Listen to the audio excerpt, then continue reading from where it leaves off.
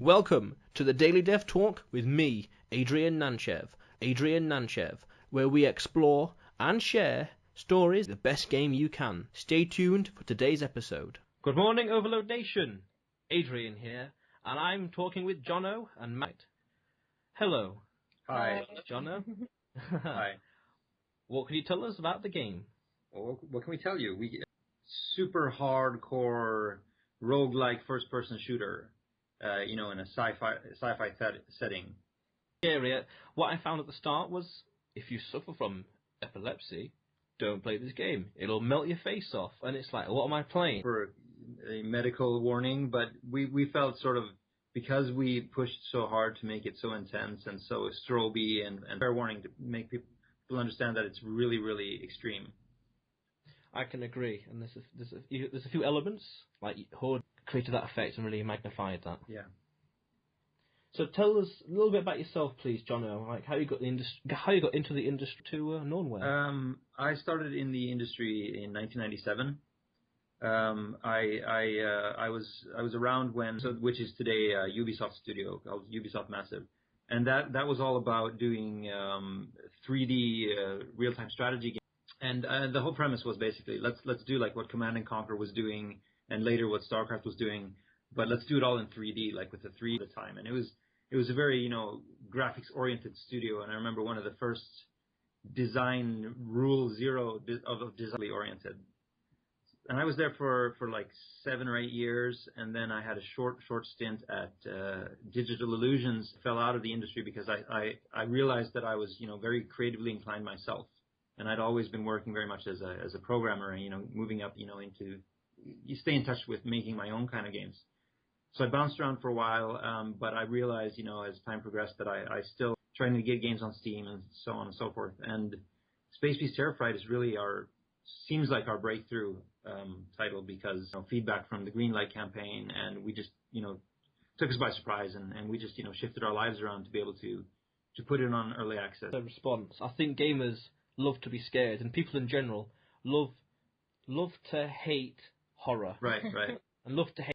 Going back just a tiny bit, that game you mentioned that was like Command & Conquer, was it? Yeah. From 1997. Did that come out on the PlayStation 1? It's called Ground Control. That's it. It was a PC-only title, I think. Okay. It sounded familiar from a game that I played years ago. Maybe it was something. It was right around when GPUs were, like consumer-grade GPUs were coming on the market. So it was all about, Tell us a little bit about Space Beast Terrified, which I find a bit of a mouthful to pronounce at times. I was working on the game on and off for years because, Nornware, to begin with, for many years was just like a hobby thing, because I had a day-to-day idea of a game which, was really inspired by James Cameron's vision of aliens and things like game and the whole dynamic between humans which would shoot projectiles and scary beasts that just had melee and claws. So it's like your face, then they'll kill you immediately. So that was the basic premise. And the name came out of, I was talking to Madeleine, we're together in a relate. She just burped out Space Beast Terrified. And I loved it so much because it's bad English and it's redundant and it's just so, you understand immediately what it's about, Yeah, I was looking to see if it was an acronym or the first letters that just gives the idea across straight away. Yeah. And I didn't know how bad English it was, so yeah. I think that's it's not my native too good to and then get it go. Yeah, and also it's because it's sort of stupid, it downplays the seriousness thing that people have going on. I love the game so much, but it should have a serious title, some people say, and other people just totally understand. We're trying to keep It is too much. It's too much, yeah. Well, as long as it's not too comical, the name, then it matches. Scary horror game, comical, funny, cartoonish name. Then I think it dilutes the message. But I think you got it there in its own way. Okay, good. I'll tell you one thing. I found the game at times quite scary in its own way. That's great. Yeah. I noticed that the HUD, you did, and implemented them in the HUD, like the helmet, right, that the player can't see everywhere properly. Right. Limited amount of information, batteries that, and even some UI on some of the building, some of the obstacles, like closed door and percentage that turrets are completed. Yeah. What's the word? Like very very distant from the player. So if they need to know the progress of something on each. Right. And in the interviews, you mentioned about the doors, about how they take ages to open and close. That could be could slow down the player. Got implemented very well to get that level of fear across, that tension, that frightening, that level of frightening. It was a big killer, I thought, as well. Yeah, I think a lot of the things, a lot of the design decisions, it's basically the first person shooter I've ever done. And I really come from an arcade background, so I think a lot of pay-as-you-go arcade games just sort of snuck into this. And then after a while I realized, it basically it is an arcade style game. It is minimalistic because it's moving so fast, and you have to have something that's fairly optimized to being able to play this fast, right? But and when I realized that, then I sort of knew what to do with it, and knew how to implement the upgrades, and knew how to sort of streamline everything to just. Yeah, when I first saw it on the store page, I was thinking, what is this? This is a sci-fi. Was Halo? Yeah, that's what came to mind straight away. And yeah. And I don't know if it was on purpose or not, but the Muslim. The thing that we really borrowed from Halo was the idea that we needed somewhere to put the ammo display, right? Mm-hmm. And they ate on the weapon. So that's I think that's why people say Halo, because we thought that was a good idea. Yeah, yes. As well as also nice, you didn't have to reload.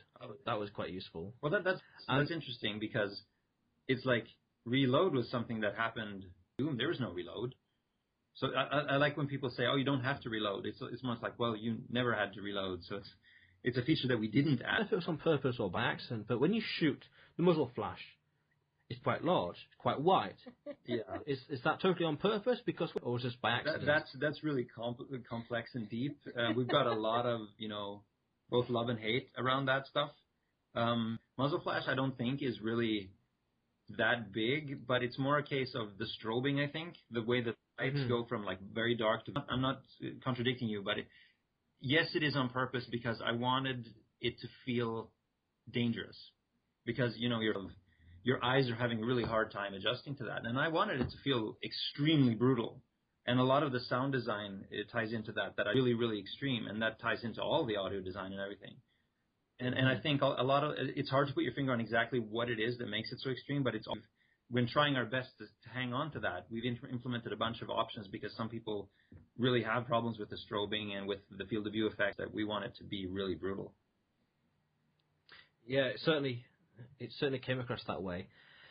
And the alien, it was too dark or too light, but the aliens, they looked like they had.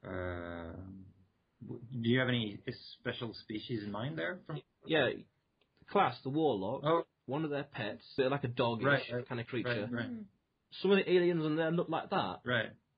Was that on purpose or coincidental? Well, I think it's coincidental online. From it was an alien. It was called Alien, and we bought it from a site called 3DRT that sells. It was at the time where I didn't have an artist, and I was like, oh, how am I supposed to do an alien that looks anything close to what I want? So I started looking online, and I like the classic H.R. Giger design from the Aliens movies, and it was enough of the sort of Games Workshop as well. So I was thinking that's close enough, and that's awesome, and it only cost me like $100. And you really don't see them. And you basically don't see them. And it gave me like 10 break, really, because we didn't have the opportunity at the time to even design it at all. It was like, there's an alien, that's awesome, let's do it.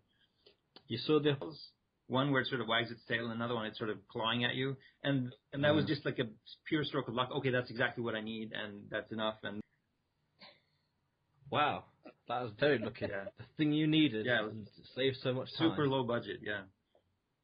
The player to experience in the first 18 minutes of the game, I'm thinking, aside from death, just to be scared and have a few problems with the super fast and super instinctive reactions and scare. I mean, 17 and a half? 18 minutes, I guess you probably had enough time to play maybe like 5 missions or something. And you realize that the whole arc of the game, I guess the cycle of the game isn't longer than maybe 5 minutes. It's not. And then if you can survive longer than that, that's just, that's really a bonus thing. Oh, yes. And I mean, that's just a joke as well, because you're going to see a lot of that, The inspiration to that was both classic, like this long string of little guys it's a 2D game and the string of new recruits coming up the whole time, and you use them up. And also their first big attack, and there's just scrolling casualty lists, like hundreds of thousands of people. And it's also, it's a sort of a joke because the game is acknowledge that fact to the player. So death was a major gameplay mechanic in this. Yeah, again, back off on the intensity of the game. And I'm not even good at the game myself because it kills me all the time, and then I get overconfident and it kills me again. And I think that's one of the things that makes it stick out, because it's supposed to be hard. And if you look at the game Aliens, everyone just dies. And to, sort of make them easier to deal with would just make it not as fun, I think. I think that kind of ties in with the psychology of the game, horror, and to a certain extent, they like to be punished, and they like to have that challenge of the game. Yeah. Whereas if it was too easy, and it's just same as earning it, or really working to complete the level, or really working to build up that experience and the tools and and I mean conquer, not complete, not just finish, but conquer. Yeah, I think, it's a lot of things. It's like, for example, just the effectiveness of a shooter, it would be completely overpowered because it is a really, powerful weapon. But if you just, if you match the difficulty of the aliens, it goes up, right? So if you make your weapon really powerful and then you match that with really dangerous enemies, then you can have a completely different experience, different level of intensity. The alternative to that is shooting ants with a pea shooter. Yeah, I guess that's what happens, right? And Quake, and I remember the intensity of those games, and some of the trends in first-person shooter games is making the game a little bit easier. You could argue this is why some games like Flappy Birds, which was quite punishing, really came. I'm sick of being. There's too many power fantasies out there.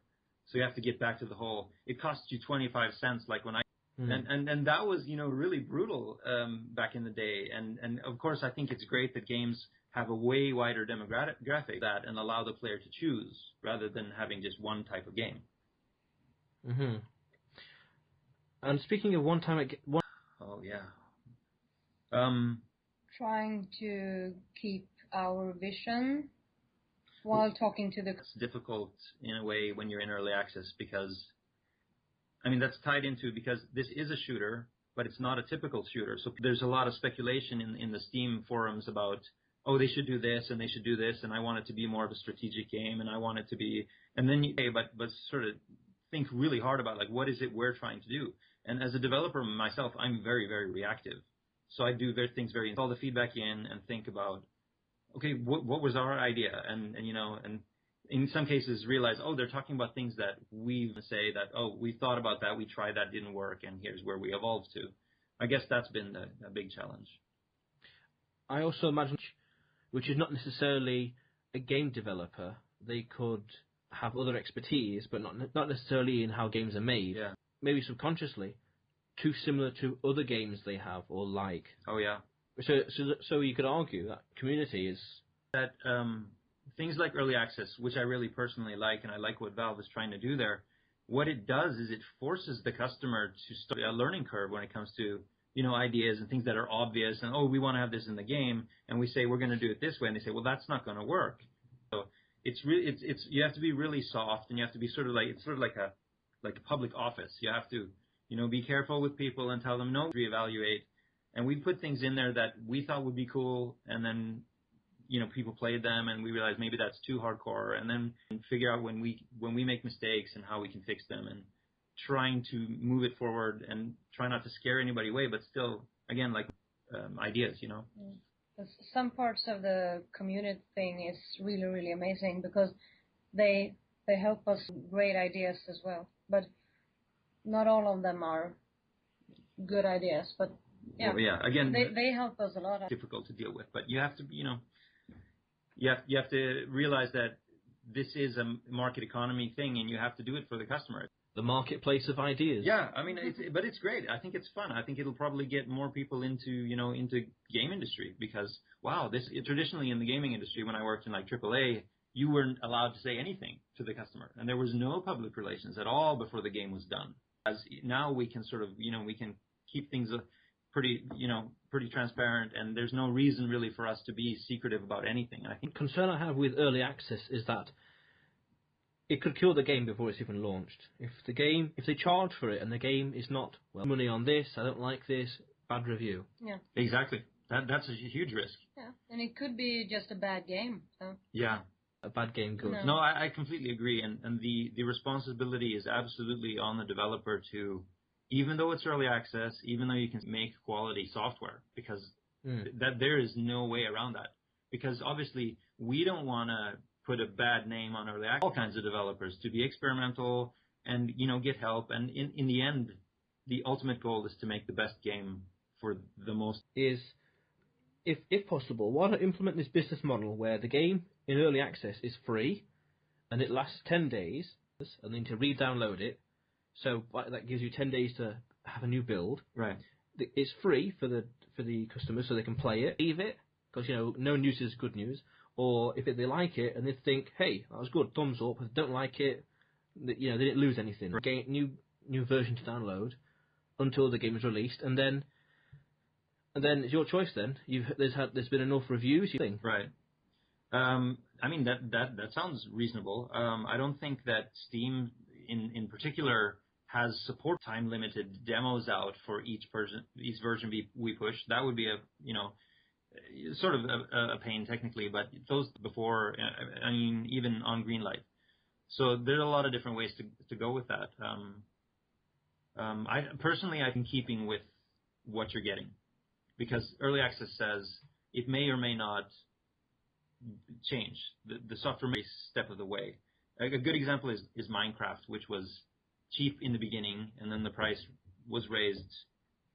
It's hard. It's really hard. I think that you have to build an enormous amount of trust as a developer and keep it real, and not try to take people's money and give them crap.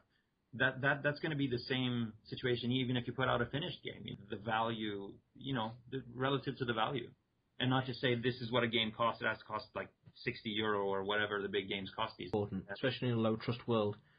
But speaking of value, what was the light bulb moment that gave you the inspiration for this game or work? Was something visible that people would enjoy and pay for? I have to say, it wasn't as one of the reasons why this company has always been on the back burner is because I really don't feel that I've gotten a lot of friends and family. It's like I make games and people are like, oh, that's cool and that's fun. And they're small kind of games, and I never felt that. So what happened was I got a request from Johan, our artist. He was at a vocational education, a work placement for 20 weeks. And can your company deal with that? And I was like, okay, I guess we could. I have some office space. His work placement period. And that was really the catalyst. It was like, let's take Space Beast Airfright and put it out on Greenlight and make it. Didn't expect in any way, shape, or form that anyone would care. It was like, we'll put it out and let's move on, do something else. Because we hadn't got any, it was too hard, or it was, very niche or strange. And so we moved on, and then a couple of days. We had a plan to do some marketing. Yeah, we didn't really implement that. So we got reviews from Rock, Paper, Shotgun, and Destructoid, and Alpha Beta Gamer, and yeah. So we didn't have to do it. And then just the reviews started falling in, and it was like, what's going on? And people were like freaking out and saying, this is the best game ever. It's the best Aliens game. It was going on locally around me, right? So we realized, wow, the world, I guess, is bigger than just little Sweden. So that was the light bulb moment. Is like quit our day jobs and find money and find office space and just go, right? Because this is happening now. It has to happen now is what I really felt. So I realized that there is a place for this kind of thing. And that was really, really validating after a bunch of years of, this is never going to take off, sort of. For what you do in private. Yeah, exactly. I mean, that helps because you've been slogging along on your free time forever and make some money for once, Yeah, I see what you mean. And speaking of slogging, what was the worst moment? Worst moment. Something multiplayer, network. Yeah, I mean, some things are technically really difficult, but I don't. Worst moment was, and I'm sorry to say this because the guy in question is going to know who I'm talking about. But it was when I showed it to a friend of mine in Stockholm, and I think we were out drinking or something, and we went by the office, and I want to show you this game I'm working on, and I think he it and saying this I don't know what this is. This is too hard. It's too hard, man. Let's go out and drink beer. And at that point, I'd been working on the game for a couple of years. I think that was the low point because I thought this is never going to work, and that's why it was so surprising when the Greenlight community said, "Hell yeah," when this isn't anything at all. That was my low moment, I think. That can be quite crushing. Yeah. This moment.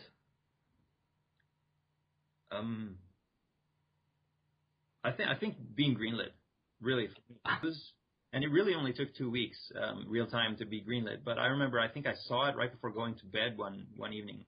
It was like this little email, and that's when we realized, now we have to do this now. And it was just so unexpected because we were like, oh, maybe one day we'll be. It was just amazingly validating. Yeah. To get that done. I have another moment when we, after 4 whole days, and then the night before, it was like the email from Steam said you're ready to launch. Yeah, the early access, initial early access launch, right? And I think it was 10. Or do we wait until tomorrow? No, okay, let's push it, and then we go get a beer. Yeah, because the whole things, and you're like slogging through this, and then we're filling out system requirements and things, and then you submit it, and they'll say, well, you could fill out some more of this information, sure thing. And it becomes such this critical thing, like, wow, we can go live now, and it's all these weeks at least, it was sort of like this huge void between being greenlit and then getting on early access. That was a sort of scary, to make it better than the demo and worthy of putting a price tag on it, So being allowed to say, yeah, we can go now. That was when we actually push it out there. Yeah, we're showing them this is what we've done. Yeah, it's so much fun to do. And speaking of publicly, what was the best advice you've ever received? Whether it's what is the best advice? But I read it on like a window yesterday. We had a couple of business meetings. But one of the things that I've always is it public criticism? I like putting my stuff out there, in the public to see, like, can this stand on its own 2 feet without me defending? Wait, do it now. It was sort of like business advice. If you want to start, don't wait, do it now. But remember, always listen to your customer. And I'm very creative, and I'm very, I have a lot of agenda of things that I want to put out there. But if nobody likes it, then it doesn't really matter to me. Sure, artist type, I really like the sort of validation when if enough people like it, then I know it's good, and then I feel good about it. So I think that, and just put your stuff out there, The founder of LinkedIn said that if you were embarrassed too long, right, and delayed, there's a lot of truth to that, I think. Yeah. I like being rough, with the stuff. So I really like that, and we do a lot of stuff really, we're very aware of backing off and trying to back off from being super, super high up and just putting out sort of feeling-based stuff. And I think one of the things that's been really validating with Space Beast and being a musician and everything, I realized that's a really central thing for me, to make people feel a certain way with the things that I create. And I see. And what was the best purchase you ever made for this game? Whether it's a software license or top quality equipment, or it could be as simple as a comfortable chair or a good desk. Quixel Suite. Oh, right. Really good. The level styles and all the geometry for the spaceships and everything. Madeleine doesn't really have a back to materials and space panels and space walls and pipes and all these kind of things. And a lot of normal maps. Yeah, for tons and tons of different stuff. So you have to learn that too, and it was like just too much. And so we found this software package from a Swedish company called Quixel, where you're having to do it in 3D. And the whole, the productivity curve was just exponential. All of a sudden we from like nothing. In like 2 months. Yeah, it was insane. And that was absolutely, because it was a paradigm shift. Classic way is really, really labor intensive, whereas this was more automatic or procedural. That was a really, really important. And then different angles. Yeah. on the 2D plane is then rendered into 3D polygons and all the rest. It's like a filter, and then you can choose the edge bevels, and you can do it all procedurally. Yeah. It's really interesting. I think it's quixel.se or something like that. Quixel. Yeah. .se. Yeah, I think it's .se or .com or whatever. But they have a suite of both. They do normal map stuff. It's all a bunch of procedural tools for doing Like we do albedos in it too. It's like all the rust stuff and the paint stuff and the chipped edges and all that. And this whole new trend of doing more procedural, more physically based rendering stuff that isn't hand painted, and stuff is just like it was 10 times faster, easily, than doing it the classic way. Yeah. Wow. I'm really, really impatient, and Madeleine is too. It's like we don't want to spend all this time on doing things, the classic way just because, it's Change status quo. Oh yeah. Like an Evernote or Trello, is there any productivity or useful? Yeah, that's really funny that you mentioned that, because before working on this full time, both Madeleine and I worked at a software company, tools, that kind of thing. And before that, like back when I was at Massive in the early 2000s, I was known as Mr. Pro, and I was being really adamant about, couldn't the project management give me a prioritized backlog of things a day, and the focus was all over the place. And I was being really, really a pain in the butt about that. And I just said, can you just give me a priority list, right? And I started to really prioritize the work. And I started messing around with software because I'm a programmer. And so what happened was that after a couple of years, priority. And it's really just based on the idea of if you have a big list of things to do and you want to sort them, think everything. I don't know how much you know about like sorting algorithms and things, but basically that's what a human would do. It's like, here's a list of things, I have to sort them, and you basically have to be stupid. So what I did was I just built it on a sorting algorithm. So the whole A or B, which is important to you, and then you just make a bunch of binary choices. And that cuts down, like, it divides and conquers down your sort space. Team tool that we use here. So we basically use computer algorithms to make our prioritization, and that is super key to knowing that we are always doing the most important thing. So it's a custom piece of software. Oh, okay. Very, very clever. Yeah. And last question. If your shelter and food were taken care of, how different would this game be, and why? Instead, just work from a warm country. You wouldn't want to live in Sweden anymore. No, I don't like the climate here, but I don't think the game. I loved it so much because that is my litmus test, really, almost weekly. Because after spending all my money on this and stuff, it's always, what would I do differently if it was the situation you're describing? It's like, if I was, I wouldn't do anything differently. I would sit here and do this because I don't want to be super rich. I'm not greedy in any way. If I, it's just, I just enormous creative drive that I cannot ignore. I just have to do this sort of thing, And then if it was the situation you describe, I think I would just be right here. But I would do the same thing in the same types of games. I really think I would. The kind that you enjoy and the kind that you like. Yeah. If I could find a game on Steam that is exactly the game that I want to play, then I would quit developing games. Because coding is really painful. When I was in high school, I saw Doom, and I'd like, this is cool. How do you do that? Oh, you have to code. Okay, then I learned to code. It was very much driven by the design and worlds. I really love that thing. But it's really just, it's learning enough technical skills to be able to... Maybe because I started with Unreal Script, but I understand the basics of programming, but really, it's not for me. Like inheritance and variables. Oh, yeah. Whoa, code, really not for me. No. Only thing ever close I tried was Visual Script in Construct 2 and a few. That's generally it. Yeah. No, it's painful, but it's powerful, and it was hard for me to back. How do you do that? Well, you have to learn to talk to the computer. Okay, then I will, because I'm a really hardworking kind of, almost bash my head against the wall, stupid person when it comes. Even now, we're probably being a little bit stupid because we're using our own code base, and it's all in C, and it's all custom built, and there's no engines in there. And I realized that I have some code from back then. I have like tons and tons of 1 million lines of code that I've been working on for 20 years. So maybe. Well, Johno and Madeleine, it was very nice talking to you. Very nice talking to. Bye. Thanks for listening to today's episode of the Daily Dev Talk with me, Adrian Nantchev. If you are a game developer and stories, then contact me at info@gameoverload.co.uk. That's info@gameoverload.co.uk.